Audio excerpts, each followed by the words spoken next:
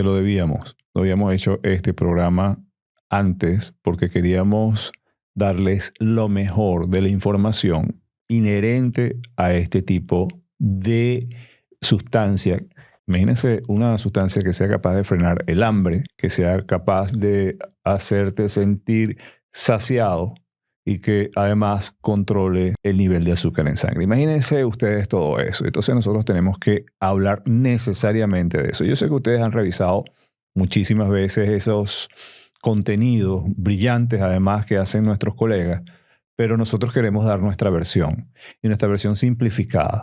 Y vamos a comenzar hablando con propiedad de lo que significa controlar el apetito, lo que significa que usted entienda de dónde viene el hambre, de dónde viene esa ansia de comer, cuáles son los mecanismos que están involucrados, cuáles son las hormonas, qué es lo que está pasando, porque hay un movimiento mundial de tratamientos contra la ganancia de peso, el control de peso y la obesidad. ¿Por qué es necesario que usted preste atención a este programa y que usted se enfoque en buscar el sentido a lo que usted va a lograr perdiendo peso? Nosotros tenemos un centro en el hipotálamo que nos controla el hambre, que nos dice: vas a necesitar alimentos próximamente.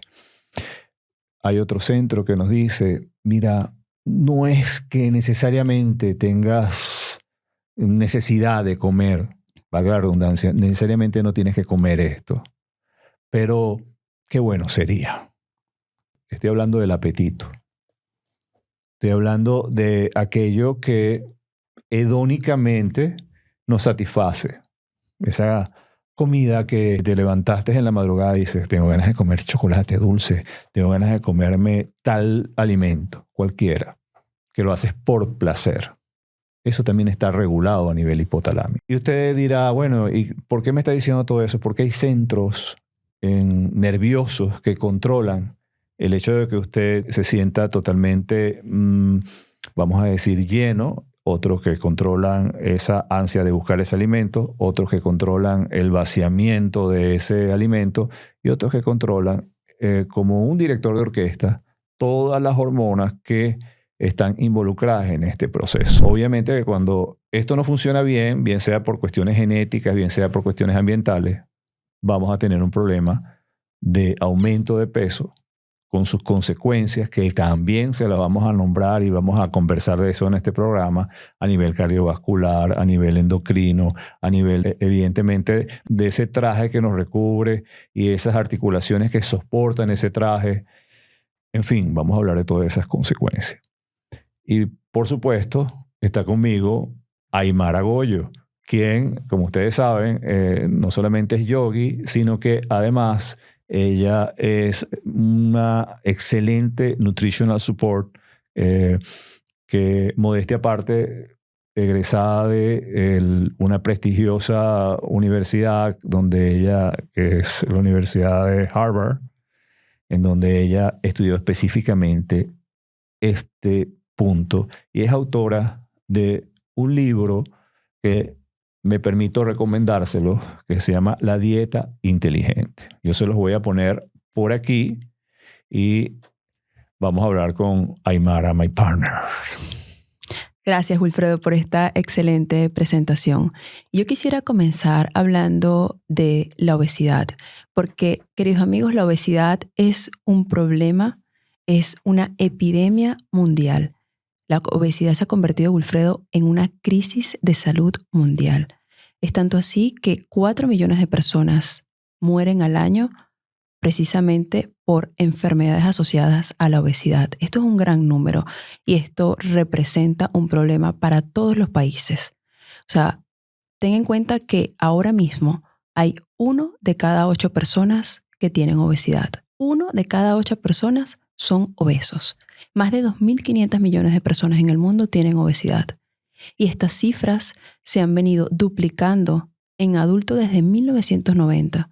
En 1990, la obesidad representaba unos 1.000 1.500 millones de personas. Y ahora se ha duplicado. Pero lo más preocupante es que en los adolescentes se ha cuatriplicado. Te estoy hablando de más de 400 millones de adolescentes con obesidad. ¿Y esto por qué sucede? Porque, como bien lo dijiste al principio, hay causas genéticas, hay causas obesogénicas, es decir, las personas están en un ambiente que es difícil de controlar el tema de la alimentación, el tema del movimiento, el sedentarismo y, por supuesto, la conciencia en cuanto a lo que estamos consumiendo. Algo definitivamente no estamos haciendo bien. Y si estas cifras no se revierten, la tendencia va a ser a que más del 94% de personas dentro de 15 años va a tener obesidad. Y esto representa un gasto enorme para el mundo, para cada país. Te estoy hablando de una cifra de 4.3 billones de dólares al año. Es importante que usted tenga en cuenta esto. Obesidad es diferente a sobrepeso. Parece lo mismo, pero desde el punto de vista clínico, desde el punto de vista de tratamiento, desde el punto de vista de decisiones terapéuticas, nos guiamos por los números, que es el índice de masa corporal.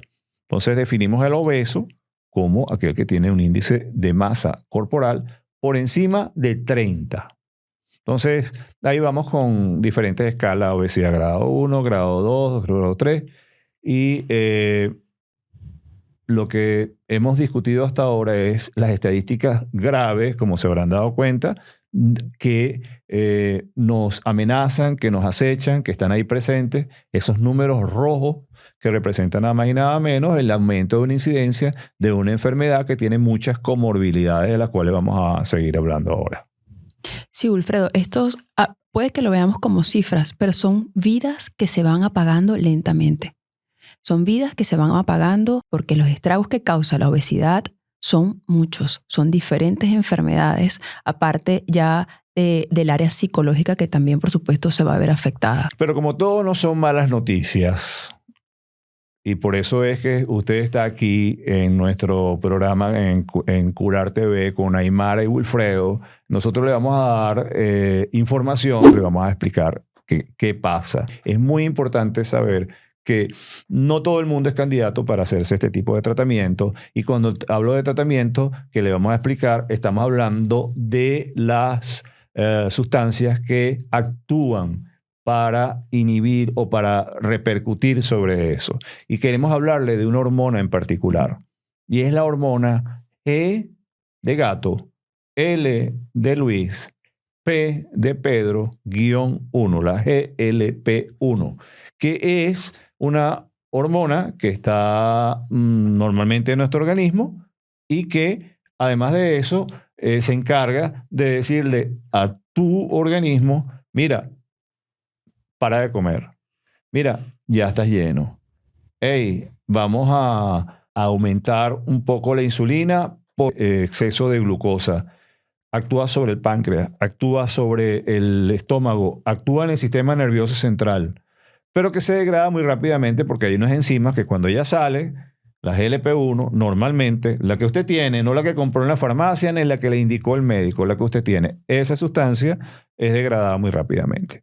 Entonces, nosotros le vamos a hablar ahora sí de esos análogos, de esa GLP-1 que usted produce, pero que ahora es suministrada en forma exógena y promete maravillas, y vamos a ver si es que es verdad esas maravillas. Y vamos a revisar los problemas que tienen esas maravillas, entre comillas, porque no todo lo que brilla es oro. Alfredo, la GLP-1 o péptido similar al glucagón es una hormona. Se les llama incretinas, que se va a producir en las células L del íleon a nivel del intestino. Y se va a producir en respuesta a cuando comemos carbohidratos o proteínas.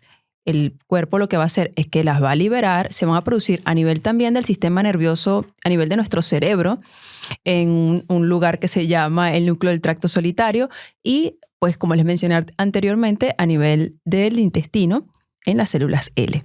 Entonces, cuando comemos cualquier comida, que sea carbohidrato, que sea proteína, esta hormona se va a liberar. Y ella tiene como unos receptores tiene unos receptores en diferentes órganos del cuerpo. Tiene receptores en el intestino, tiene receptores en el páncreas, tiene receptores en el cerebro, tiene receptores en los terminales vagales a nivel del nervio vago, tiene receptores en el corazón, tiene receptores en el estómago, en fin, tiene receptores en diferentes órganos. Entonces, lo que va a pasar es que cuando esta hormona se va a liberar en el cuerpo, ella se va a enganchar a sus receptores. Es como una pieza de Lego que sale y ¡fua!, se engancha. Y ahí empieza a hacer su trabajo, que es, pues, como Wilfredo les ha venido comentando, a nivel del cerebro, por ejemplo, ella lo que va a hacer es que va a activar a unas poblaciones de neuronas. En el cerebro tenemos, imagínense ustedes, en el fondo del cerebro, hacia el hipotálamo, en una zona muy especial que se llama el núcleo 4, tenemos 2 poblaciones de neuronas, tenemos muchas poblaciones de neuronas, pero entre las que va a actuar la GLP-1 va a ser una población de neuronas que se llama AGRP y /NPI y otras que se llama POMC-CART. Entonces estamos aquí con estas poblaciones de neuronas, la AGRP y las POMC-CART. Las AGRP son las encargadas de estimular el hambre y las POMC-CART son las encargadas de inhibir el hambre. A estas que son las POMC-CART va a hacer que inhiban el hambre. Le va a decir, hey, actívate para que esta persona no sienta tanta hambre. Y a estas que son las que nos inducen a la saciedad, le va a decir, hey, actívate para que esta persona se sienta ya saciada. Entonces, el GLP-1 lo que va a hacer es que va a actuar en esas poblaciones de neuronas. A uno le va a decir, actívate para que esa persona se sienta saciada y a otra le va a decir, actívate para que esa persona no le dé tanta hambre. Ese es uno de los pasos más importantes que cumple el GLP-1 en el cuerpo. Activar esos centros de saciedad y del apetito para que tengamos más control en cuanto a lo que estamos comiendo y cómo nos sentimos después de comer. Y es que, en efecto, Aymara, uno tiene en el cerebro una regulación, se los habíamos dicho al comienzo. Ustedes han oído nombrar siempre la hipófisis y yo le diría que sobre la hipófisis hay un director nervioso. La hipófisis regula las hormonas, pero hay una parte nerviosa, que es el hipotálamo. Ese sí corresponde al cerebro. Y ese hipotálamo le dice a la hipófisis mucho de lo que tiene que hacer. Y es en el hipotálamo en donde está ubicada todas estas acciones que Aymara acaba de nombrar. Pero ¿qué más, Aymara? Pues tengo entendido que esos análogos también actúan a nivel hepático, a nivel del páncreas, a nivel del estómago. Sí, ya que mencionaste el páncreas, Wilfredo, a nivel del páncreas la acción que tienen es muy importante porque nada más y nada menos allí estimulan a las células beta, que es donde se produce la insulina, para que primero produzcan insulina y segundo hace que nuestras células sean más sensibles a esa insulina y por ende se va a mejorar la captación de glucosa por parte de las células. Quiere decir que la insulina se va a enganchar mejor, en términos muy coloquiales, se va a enganchar mejor a esa célula y va a permitir que entre la glucosa en sangre y así la glucosa no se nos quede en sangre poniéndola chiclosa o dañando endotelios. Sí, es que normalmente cuando usted come, inmediatamente que usted consume algún alimento, especialmente si es rico en carbohidratos, o dependiendo del tipo de carbohidrato, si es un carbohidrato simple, si es un carbohidrato complejo. Lo cierto es que va a aumentar el número de moléculas de glucosa en la circulación. Eso va a ser un estímulo para que el páncreas, a través de mecanismos endocrinos complejos, libere insulina. Y cuando libera esa insulina lo que hace, como dice Aymara, es abrirle la puerta a un receptor para que esa glucosa sea metabolizada. En otras palabras, si no hay insulina, esa azúcar se queda allí causando estragos a nivel de la microcirculación, pie diabético, retinopatía diabética, para los enfermedad de los riñones. Estás preocupada por los cuerpos cavernosos. Para los hombres esto es muy preocupante. Cavernosos, neuropatías importantes, esa sensación de esas parestesias, de que siento calambre, de que siento dolorcito, daños a nivel del miocardio, daños a nivel de las coronarias, porque también se maneja mal los lípidos. Al manejarse mal los lípidos aumenta también la aterosclerosis.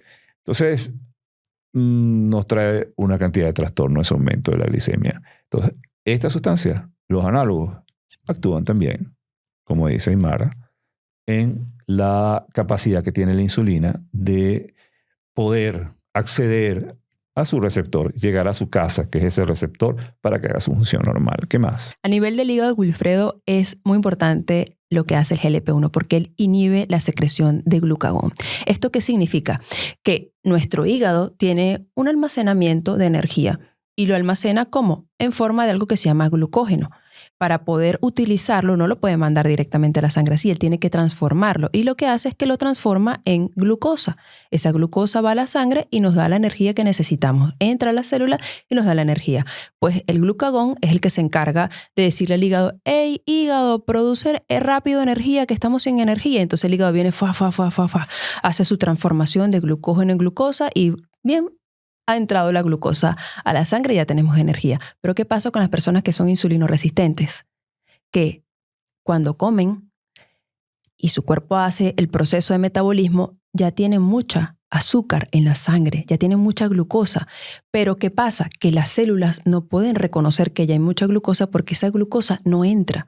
No es capaz de entrar porque la insulina no puede abrirle la puerta. Entonces, aunque haya mucha glucosa en sangre, el cuerpo está interpretando que algo está pasando y necesitamos energía. Y es el glucagón quien le dice al hígado, hey, transforma, danos energía, necesitamos gasolina. Entonces, esa secreción de glucosa por parte del hígado es peligrosa para personas que ya son insulinoresistentes. El GLP-1 lo que hace es decirle a ese glucagón, hey, inhíbete, no te vas a activar y no le vas a pedir al hígado que esté mandando glucosa si no la necesitamos. Esa es una de las cosas más maravillosas que hace el GLP-1. Sí, amigo. Y es que el glucagón, que no es tan conocido, a mí me gusta decirlo, hay gente que dice glucagón, pero como tiene acento en la O es glucagón, yo lo siento. Ese es su nombre, no se lo puse yo. Yo no sé si esto en España lo comprenden, pero en Venezuela yo creo que todos sí. No, eso, bueno, pero ya va, así se llama. Entonces, para resumir, lo que hace ese glucagón es agarrar ese glucógeno. Glucógeno es azúcar. Eso está no solamente en el hígado, quería decirle que también está en el músculo. Y yo voy a decir un mini dato curioso, que no es tan dato curioso, pero como eso siempre se lo damos a Aymar, y seguro nos tiene un dato curioso más adelante. Se los tengo. Seguro. Yo quiero decirles algo. El músculo, que hasta ahora le hemos dado propiedades solamente mecánicas, es un órgano que tiene un papel metabólico, pero súper activo. Tan activo que, fíjate que ahora la gente cuando está ya pasando hacia la tercera edad, que estamos cruzando la línea de los 40, 50, 60, 70 años, empezamos nosotros los médicos a decirle con el chacachaca, empieza a hacer músculo, empieza a hacer masa muscular. El músculo es importante porque el músculo atrapa, almacena ese azúcar que anda por ahí. Ven acá, yo lo necesito para formar glucógeno. Y esto es un paréntesis también para que ustedes vayan adquiriendo, porque vamos a hacer un programa sobre eso, sobre la importancia del músculo y cómo influye la pérdida de masa muscular en ciertas edades. También esa pérdida de proteínas es lo primero que ocurre cuando usted empieza a perder peso, pero también cuando está muy mayor. ¿Y qué más? ¿En el estómago qué hace? A nivel del estómago es muy importante también lo que hace. Cada cosa que hace el GLP-1 en el cuerpo es sumamente importante y esta no se queda atrás. Él lo que hace es que entra a sus receptores que están en el músculo liso a nivel del estómago y se engancha. Y allí envía señales al nervio vago, que luego va a mandar señales al cerebro para que retarde ese vaciamiento gástrico, y el vaciamiento gástrico pues no se haga tan rápidamente. Eso va a hacer, por ende, que estemos más saciados durante más tiempo y nos dé hambre en mayor cantidad de tiempo. Pero ¿cómo lo hace? Él lo que hace es que disminuye la contracción del antro gástrico. Eso va a hacer que pues, se disminuya la motilidad intestinal.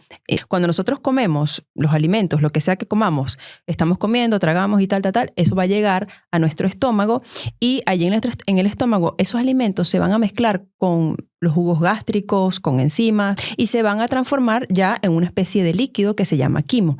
Pues cuando disminuye esa contracción del antro gástrico, lo que hace es que retarda el vaciamiento gástrico y ese quimo, ese cúmulo de cosas líquidas en la que se han transformado los alimentos, en vez de irse hacia el duodeno para seguir haciendo su proceso, se queda allí. Se queda allí en el estómago porque también el GLP-1 lo que hace es que aumenta el tono del píloro. Esto hace que el esfínter pilórico, que es como esa especie de cierre que tenemos nosotros después del estómago, se mantenga cerrado por más tiempo. Aparte de eso, también disminuye la actividad del complejo motor migratorio, que es unos movimientos que se hacen en el estómago y en el intestino, que lo que hacen es limpieza y vaciado de lo que quedó allí, y lo hacen cuando nosotros no estamos comiendo. Es decir, no está en todo momento haciéndose ese movimiento de vaciado y limpieza, sino que lo hace como por oleadas que vienen cada hora y media o 2 horas. Pues el GLP-1 también actúa allí. Entonces actúa prácticamente en tres sitios a nivel del estómago. Recuerde el principio del programa. Este programa tiene sentido si usted lo ve hasta el final. Tiene sentido si usted en este momento se afilia, se suscribe, te hace las observaciones, los comentarios. Mira, va muy rápido, va muy lento, le faltó esto, le faltó aquello, está muy bien, lo que usted quiera, pero usted lo deja ahí en los comentarios y nos pone un me gusta. Eso también es válido, ¿no? Esa necesidad de aprobación la tenemos todos y nos ayuda mucho a nosotros y le ayuda mucho a usted porque si se suscribe, estas informaciones le va a llegar inmediatamente. Fíjense, el GLP-1 tiene allí en el sistema digestivo, yo creo que es la joya de la corona. Porque no solamente es a nivel, pues sí, cómo no, te quita pero el hambre porque actúa en el sistema nervioso central y toda esta explicación maravillosa bioquímica que nos ha hecho Aymara de que la insulina encuentra su receptor, el glucagón se inhibe. Sí, eso es importante. Pero a nivel de lo que acabamos de describir, es que el gástrico es donde está el quid del asunto y es lo que tiene que ver con la lentitud. Le aplica al estómago, le dice, hey, te vas a detener, no a detener, bájale 2 al movimiento. Y esa sensación que usted tiene de plenitud, usted se siente lleno. ¿Qué pasa? Bueno, porque ese paso del estómago, los alimentos, después del estómago viene el duodeno. Y para que no se llene de ácido el intestino, hay un píloro, hay como una especie de portero ahí que dice, hey, un momentico, esto no pasa para acá. Por eso tiene demasiado ácido. Mide el pH, en serio, se lo juro. Tiene que ver con el pH. Y cuando el pH está muy bajo, es decir, muy ácido, el píloro dice, usted no pasa al duodeno porque resulta que el duodeno no tiene la misma estructura del estómago. Usted, señor estómago, está diseñado para soportar esos pHs tan bajos y tiene esas células, además, allí en el antro que soportan esa acidez que usted está, pero no me va a dañar aquí a mi intestino delgado, empezando por el duodeno, que es el que recibe el primer golpetazo. Y eso es una de las características de la GLP-1, que disminuye esa capacidad que tiene el estómago de vaciar esos alimentos en forma rápida. Entonces usted se siente más saciado, por así decirlo, porque esas señales van a través, ahora sí, del nervio vago al cerebro. Le dice, estás lleno, estás lleno, estás lleno, estás lleno, estás lleno, estás lleno, no comas, no comas, no comas. Si comes más vas a explotar como en las comiquitas. Y a nosotros los médicos nos gusta mucho ese efecto, pero también nos preocupa mucho porque si usted tiene problemas de motilidad gástrica y si usted tiene el reflejo del vómito aumentado, de las náuseas, esto es justamente lo que lo ocasiona. Y es motivo, cuando es muy frecuente, de suspensión, que se lo vamos a comentar más adelante, o de abandono, o de no tolerancia a la GLP-1.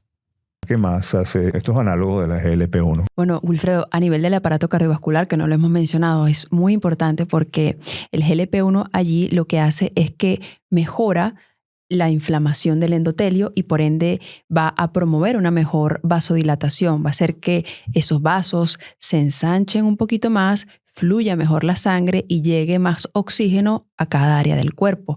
Y también una cosa muy importante, mejora la actividad del ventrículo izquierdo. Sí, amigo, y es que efectivamente Especialmente una de los análogos, porque no se los hemos mencionado todavía.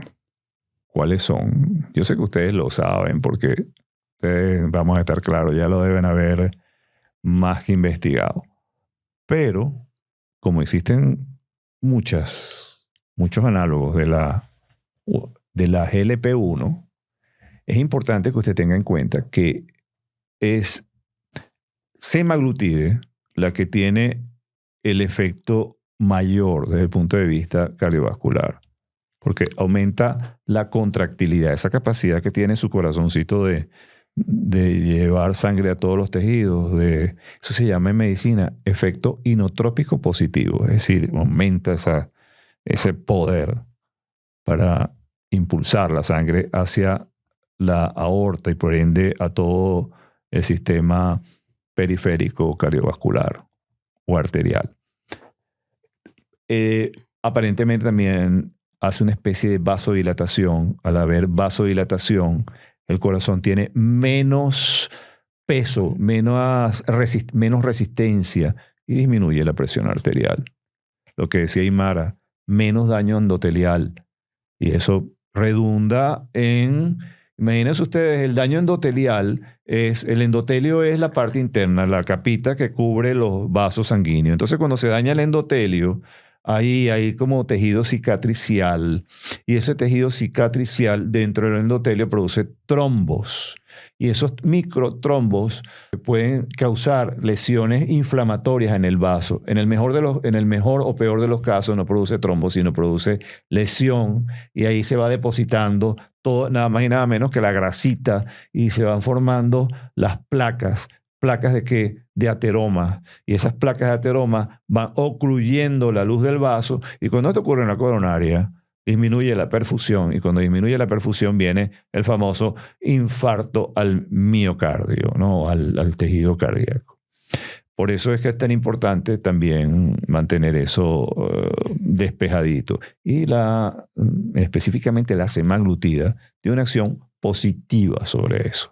Así que particularmente esa acción a mí me gusta muchísimo, muchísimo, muchísimo, porque como ustedes comprenderán, si empezamos desde el comienzo, que esto es diseñado para pacientes que tienen obesidad y el obeso tiene como comorbilidad enfermedades posiblemente cardíacas, no en todo, pero en cierto porcentaje, entonces al tener yo una sustancia que controla el peso y me reduce o disminuir esa comorbilidad con el uso de semaglutide, pues me gusta mucho ese efecto.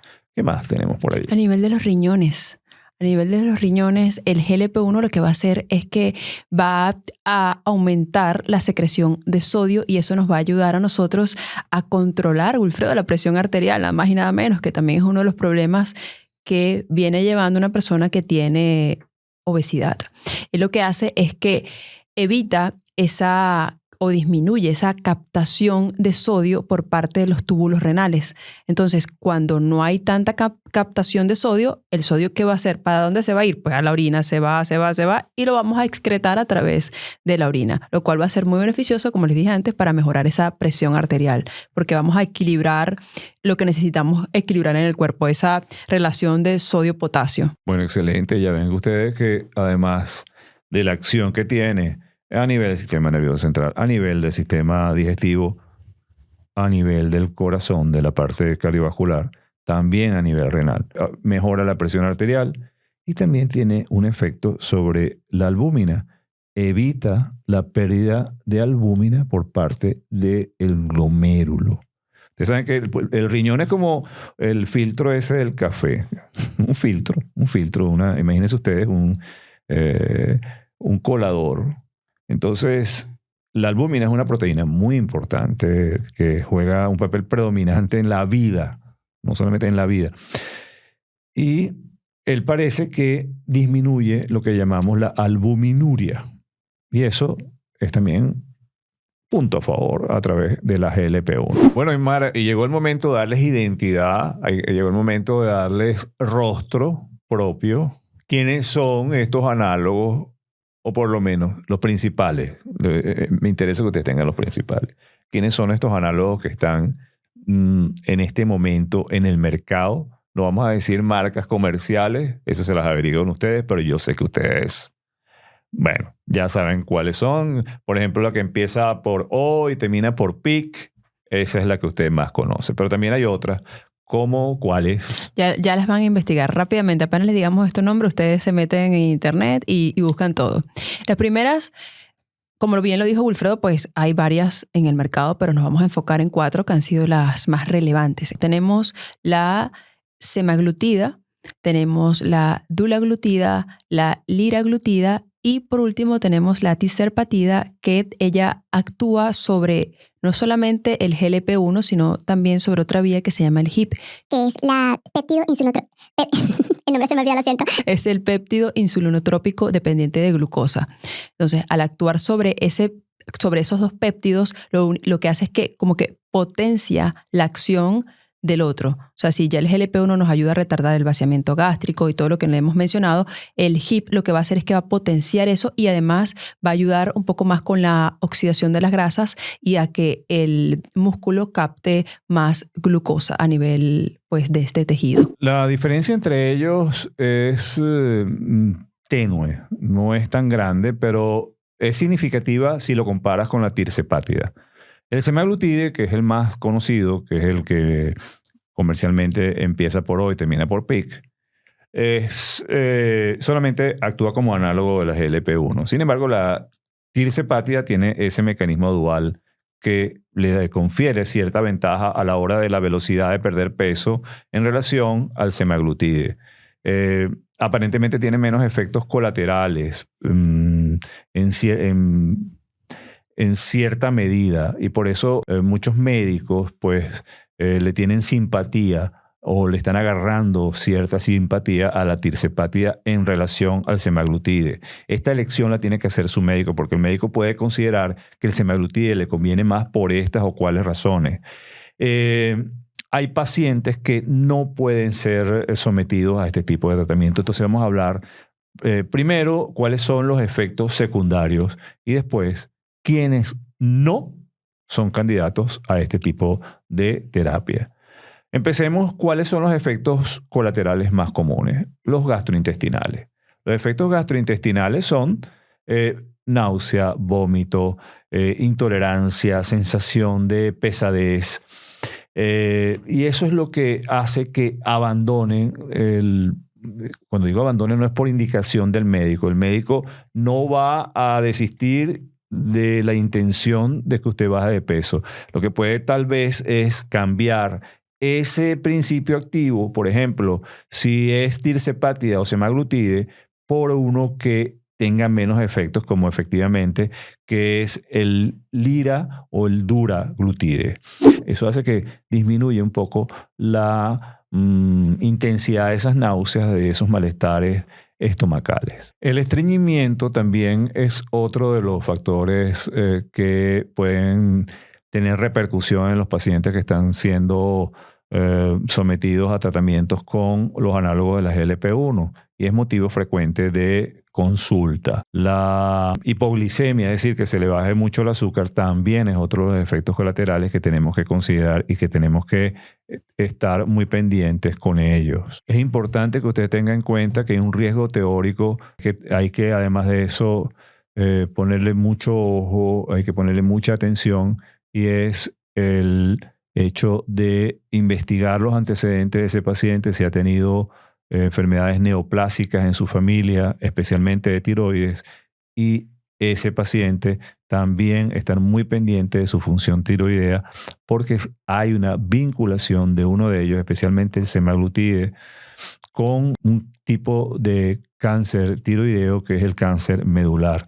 No estamos diciendo aquí que la semaglutide hace que un paciente tenga cáncer medular o tenga algún tipo de neoplasia. No, lo que estamos diciendo aquí es que hay que tener una especial vigilancia en pacientes que estén siendo sometidos a tratamiento con los análogos de la GLP-1 para disminuir el riesgo teórico de que pueda haber un aumento o que pueda presentar una neoplasia de este tipo. Estamos hablando del cáncer medular de tiroides. La pancreatitis, ustedes la habrán oído nombrar también como un efecto colateral, no es muy frecuente, pero pudiese darse, que estar también muy pendientes de eso. La pérdida excesiva de peso también es uno de los factores que hay que considerar.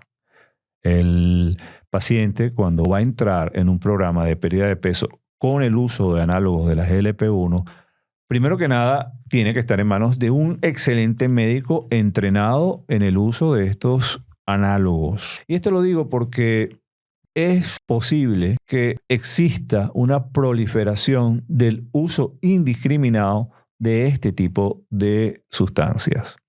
¿Y por qué quiero que ustedes se sensibilicen con respecto a eso?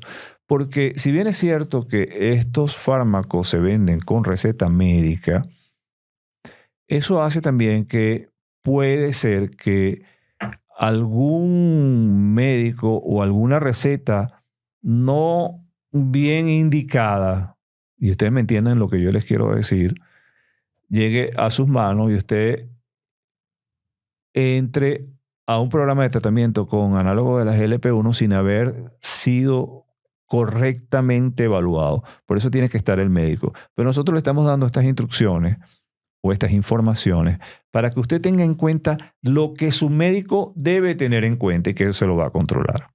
Entonces, esa historia clínica debe tomar en cuenta su función, obviamente, pancreática. El páncreas tiene dos funciones, endocrinas y exocrínicas. El médico debe tener claro cómo está su páncreas. Debe haberle interrogado si hay antecedentes o no de enfermedades neoplásicas, especialmente de cáncer de tiroides. Debe pedirle pruebas tiroideas. Debe evaluar si usted tiene problemas con el tránsito gastrointestinal, si usted tiene síndrome de intestino irritable, si usted tiene problemas de motilidad intestinal, especialmente en pacientes mayores. Cuidado con eso.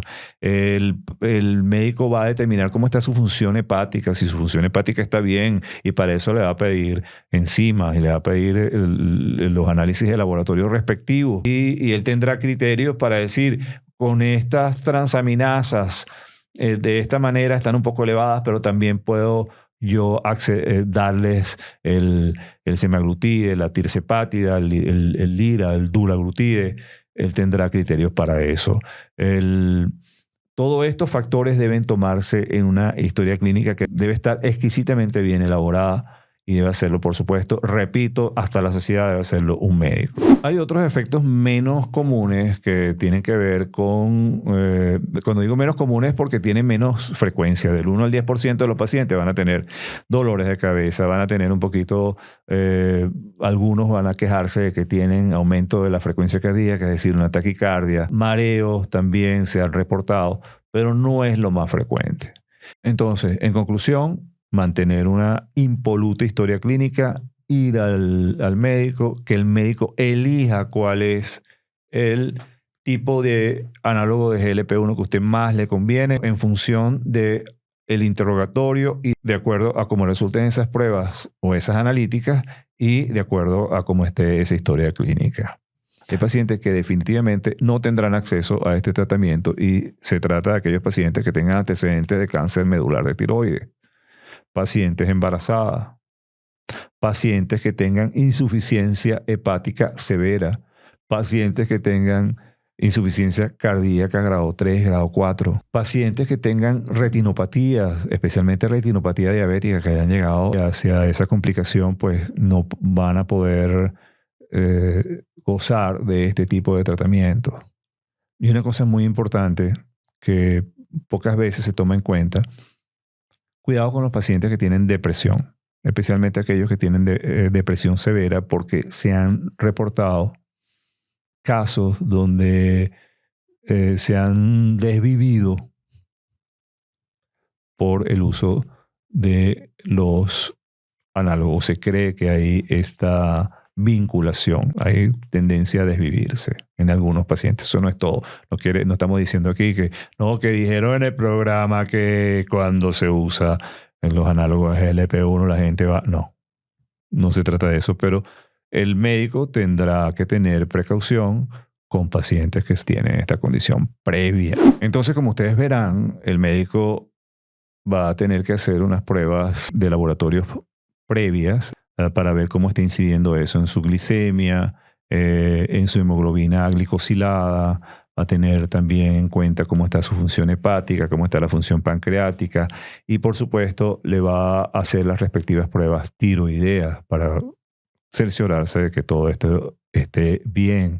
Por eso es que es tan importante el monitoreo desde el punto de vista profesional médico, porque esto no es soplar y hacer botella. Es un tratamiento médico muy delicado.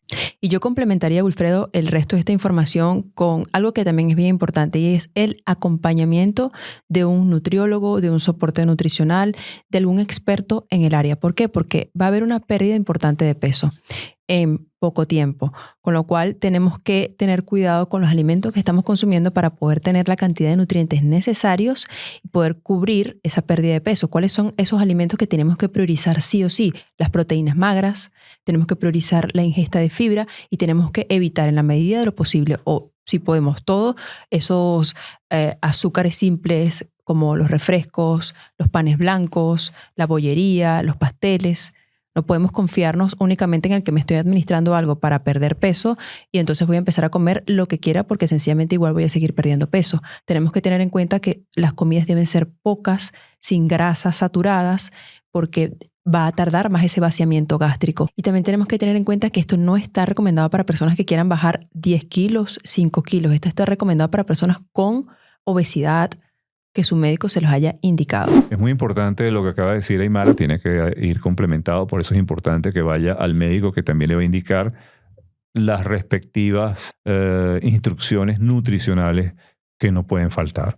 Y dentro de las preguntas que siempre nos hacen, ¿eso tiene efecto de rebote? Si usted no aprovecha ese portaaviones, que son estos tratamientos que le facilitan a usted la pérdida de peso para modificar los hábitos que dice Aymara, que son los hábitos nutricionales, usted perdió el tiempo. ¿Y cuánto tiempo, doctor, hay que hacer este tipo de tratamiento? Normalmente esos son tratamientos largos, 6 meses en adelante, un año, año y medio, 2 años, dependiendo pues del sobrepeso que usted tenga, dependiendo de la respuesta que tenga al tratamiento, porque ojo, tengo que decirle también que no todo el mundo responde al tratamiento. Hay un cierto número de pacientes que no responde a este tipo de tratamiento y esto hay que decirlo. Entonces, por lo tanto, no sirven para todos. ¿De acuerdo? ¿Reemplaza esto vamos a decir, a la cirugía bariátrica? No, no la reemplaza. Sigue teniendo criterios la cirugía bariátrica y si ustedes quieren que nosotros hagamos un programa sobre eso donde hablemos de la cirugía bariátrica, pues por supuesto nos lo dejan aquí señalado y nosotros con muchísimo gusto vamos a hacer ese programa. Y esto también me ha acompañado de mejorar el sedentarismo, Wilfredo, porque sí, una persona que se empieza a administrar estos análogos de la GLP-1 tiene que empezar a ejercitarse, tienen que empezar a moverse porque van a perder músculo. En esa pérdida de peso no solamente va grasa, va pérdida muscular. Por eso hablaba del estilo de vida, ¿no? Entonces es el portaaviones para que usted cambie todos esos factores que generaron. Me refiero a los ambientales. No nos podemos excusar de que mi tía Juana era gordita, mi mamá era gordita, mi papá era gordito. Genéticamente estoy en el grupo de gorditos, de gente con aumento de peso. No. Mi obesidad es genética. No. Va a tener que luchar el doble para controlar los factores ambientales y en eso consiste el estilo de vida. Oye, ya va. ¿Y el dato curioso? El dato curioso. Te va a impresionar. Les va a impresionar. Estoy preparado. Suéltalo, cuéntame. Prepárense para este dato curioso. Cuando los científicos estaban buscando la forma de mejorar esos niveles de glucosa en sangre, sobre todo para las personas que son diabéticas, ellos estaban investigando diferentes animales. Entre esos estaba el monstruo de Gila. El monstruo de Gila es un reptil que es característico del sur de los Estados Unidos y de México. Este monstruo de Gila tiene una característica muy importante porque él tiene un metabolismo súper lento y a pesar de que pasa largos periodos sin comer, él mantiene estables los niveles de glucosa en sangre. Entonces los científicos vieron que esto pudiese ser un buen candidato para estudiarlo. Empezaron a estudiarlo por otras razones y encontraron que en su saliva había algo, había un péptido similar al GLP-1. Y con ese péptido, eso te estoy hablando, Wilfredo, de los años 80, 90. Con ese péptido ellos hicieron el primer análogo de GLP-1. En el de la saliva se llamaba Exenadina 4. Y cuando sale el medicamento, que es aprobado ya en 2005, sale como Exenatida. Entonces, ese es el dato más curioso, que el primer GLP-1 fue aprobado en 2005, a pesar de que fue estudiado a partir de los años 80 y 90 y provenía de la saliva del monstruo de Gila. ¿Dónde vamos a poner el monstruo de Gila? Aquí, ahí? Que yo no lo conocía, y cuando yo dije el monstruo de Gila, mi hijo dijo, pero mamá, si yo sé cuál es. Bueno, después de este jurásico dato curioso, ya no nos queda más que despedirnos. Amigos, esperamos que les haya gustado mucho este programa, que lo disfruten, que busquen su libreta, tomen nota y se lleven toda esta información y la compartan, por supuesto. Le den like al video, se suscriban y nos dejen aquí abajo sus comentarios. Nos vemos en un próximo video. Bye.